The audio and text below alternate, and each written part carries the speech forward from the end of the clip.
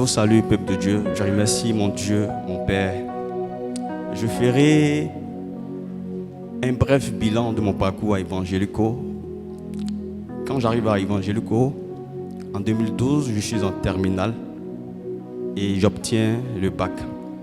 Après quoi, je suis orienté à l'université à Bouaké. 9 ans après, Dieu m'accorde en tout cas la possibilité d'obtenir le doctorat en philosophie des sciences. Certes, je ne suis pas encore recruté en tant qu'enseignant-chercheur, mais je suis chercheur, je mène mes recherches. C'est ainsi que je travaille sans cesse, depuis des mois, sur un projet qui me tenait à cœur. Je ne dormais pratiquement pas, je ne mangeais pas. Matin comme soir, je travaillais. Et j'ai soumis ce projet à un réseau universitaire international basé en France qui m'envoie une lettre après avoir analysé le projet, me disant que le projet est bon et il m'accorde un avis favorable.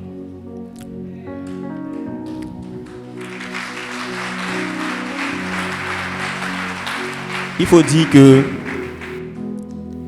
j'étais à la maison quand je reçois un deuxième courrier du président du réseau universitaire qui me dit « Docteur, on aimerait bien que vous fassiez une conférence. » Moi, je m'attendais à ce que je le fasse en distance à partir de mon ordinateur.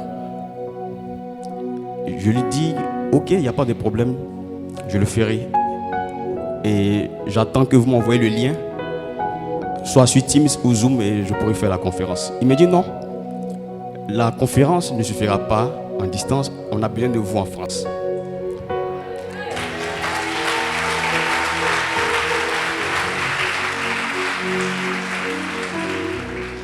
Pour un docteur non recruté, avec un statut ambigu, c'est comme ça qu'on nous appelle, je me dis mais comment je ferai pour payer mon billet d'avion? Et je soumets la préoccupation au président qui me dit, nous, tout ce qu'on peut faire pour vous, quand vous allez venir en France, nous allons assurer votre hébergement, la restauration et les autres frais, mais le billet d'avion, débrouillez-vous.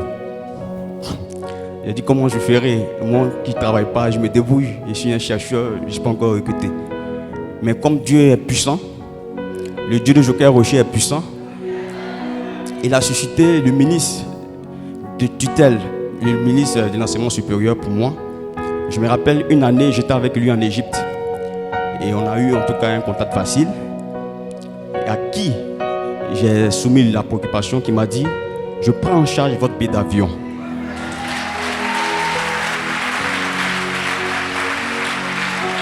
Non seulement cela, mais qu'il va me confier un protocole spécial à l'ambassade de France qui va faire tous mes papiers pour que j'aie le visa. Le jour où j'arrive à l'ambassade, moi je ne pensais pas qu'on rentrait, je n'ai jamais pensé qu'à l'ambassade de France, on pouvait rentrer avec son ordinateur. Mon ordinateur, c'est en quelque sorte ma femme et je suis toujours avec elle. Donc l'ordinateur était dans mon sac. Quand je suis arrivé, on me dit monsieur, on ne rentre pas ici avec l'ordinateur. Et j'étais là, je patientais. Les gens ne faisaient que se moquer de moi et j'étais quelque part là. J'ai dit, mais comment je ferai? Le protocole de l'ambassade arrive et il me dit, mais docteur, qu'est-ce que vous faites là? Je lui explique mon problème.